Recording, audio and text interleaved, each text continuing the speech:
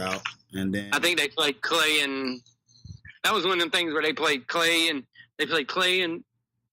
Kevin Durant. Played Clay and Kevin that game, and then the next game they played Steph and Draymond and gave the other people days off. And I don't even think Boogie played in one of those games too. But yeah, Boogie didn't play none of these games. Kawhi missed the December 12th game with Toronto won by 20, 113-93.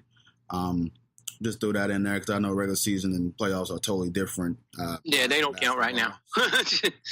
But they kind of give you a paint of the series about how it can go. All right, so Kevin Durant is still out with a strained calf muscle that he suffered in the Rocket series, which you think it might be more because he's been out a little time. Initially, you thought it was Achilles, but it's a strained calf muscle. But Kevin, I want to ask you, how different is this offense with Durant on and off the court? Because I for sure thought Houston had a shot to come back. I didn't say they were going to win the series, but I thought for sure they had their best shot when Kevin Durant was down, and Golden State just kind of erased any kind of glimmer of hope that they had. So, well, it's just Golden State moves a lot better when Kevin Durant's not there. I'm not saying they're a better basketball team because you're talking about one of the best basketball players on the planet. Mm-hmm. But to me, they move better when Durant's not there. They're not a better defensive team, but they're a way better offensive team when he's not there because they don't have to run their offense through Kevin Durant. Right. Because Kevin Durant is one of those guys that has to touch the ball every single time you're on offense. Whether he's taking a shot or not, you got to make sure you give him the ball. When he's not there, they run Clay and Steph like Ray Allen used to run. To where they don't have to be a ball dominant, but they can just run around and get open. Mm-hmm. And Draymond brings the ball down kind of like Scottie Pippen did with the Bulls. He would bring the ball down, Mike would get open, and then Mike would shoot it. But that's what they do. They move and run and they flow. It flows better when Kevin Durant's not in there. Again, not saying they're a better team, but their offense flows better when he's not there because they don't look to just try to get him the ball. I mean, at certain times in this playoff, he was just their bailout because they would give him the ball and then he had the mismatch and he would shoot it. Yeah. But now there's no mismatches. They just run. They just run off of screens and run everything else. And like I said, it reminds me of when Ray Allen played with Boston and Milwaukee and Seattle, where he would just run the whole entire game. The man had the greatest cardio I've ever seen. But that's what they do with Clay and Steph. They just run them up and then they get open. Yeah. It's just to me it just looks like a better flowing team. It's more of when Durant not on the court. It's more of a motion-based offense when Kevin Durant's not exactly. There. They just flow. And it's a smooth flow when Durant's not there. When Durant's there, you can tell it kind of pauses at certain times because then it goes into, okay, well, we flowed enough. Durant's got the mismatch. Now let's all stop. So I know. And then that's what they do. They stop and let him shoot. Yeah. Oh yeah, and like I said, Kevin Durant is a mismatch nightmare. So that's you're right. He's kind of like that cushion whenever they need a shot. He's a safe cap is what he is. And as soon as he gets that matchup against the littler guy, they throw him the ball. Well, not realizing that if you run Clay or Steph off of their bigger guy that's guarding them, they're going to get open too, and they'll have a jumper just as good as Durant's.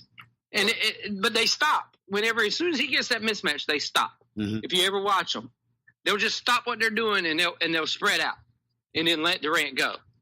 And when he's not there, they just flow.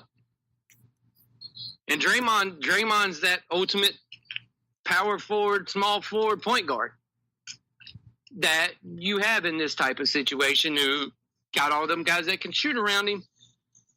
And then they just get open when flow just better with Durant not there.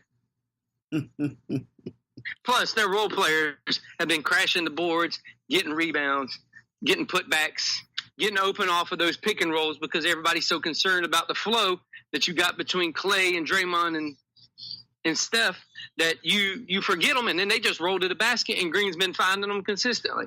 Yeah, you gotta give Curry and Green a lot of credit because they was taking a lot of criticism for this. Well, even during the playoffs, it just seemed like they was off a little bit.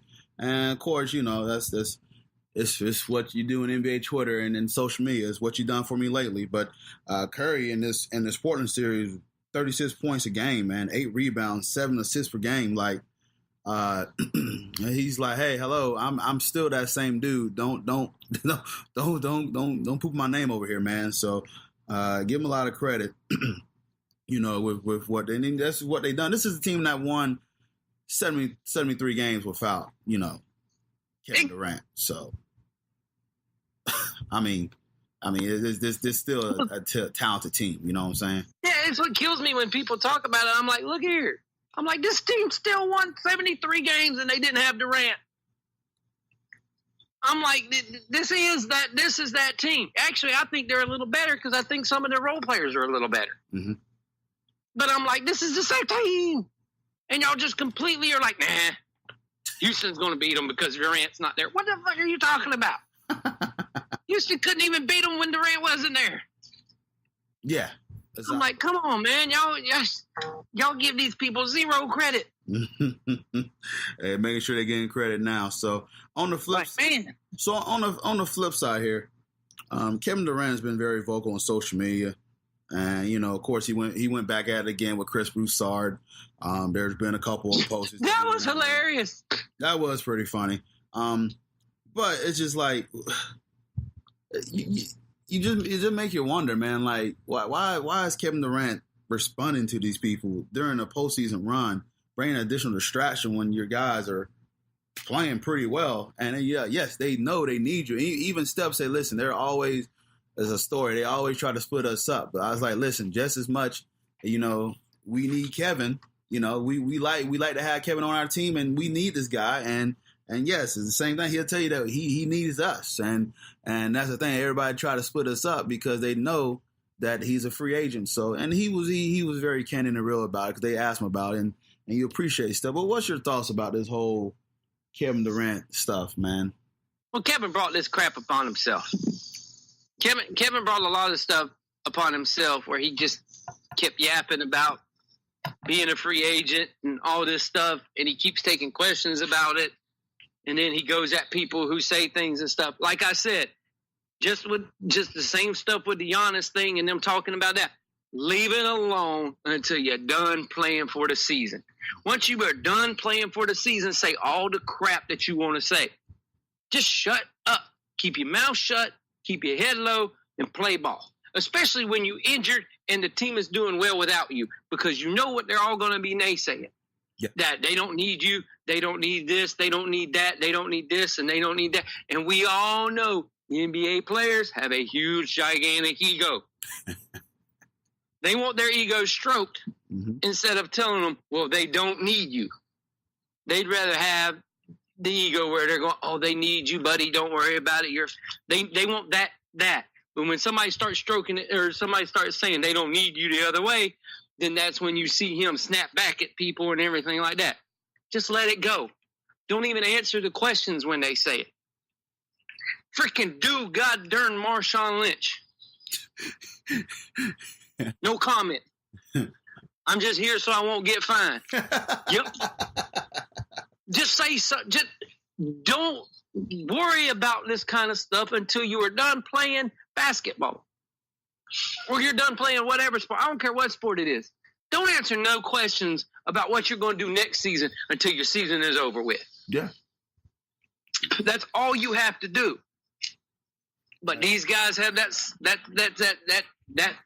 thoughts in their head about what am I going to do next year and blah, blah, blah, and everything like that. I told you, the LeBron syndrome, once he started it, it started throughout the NBA.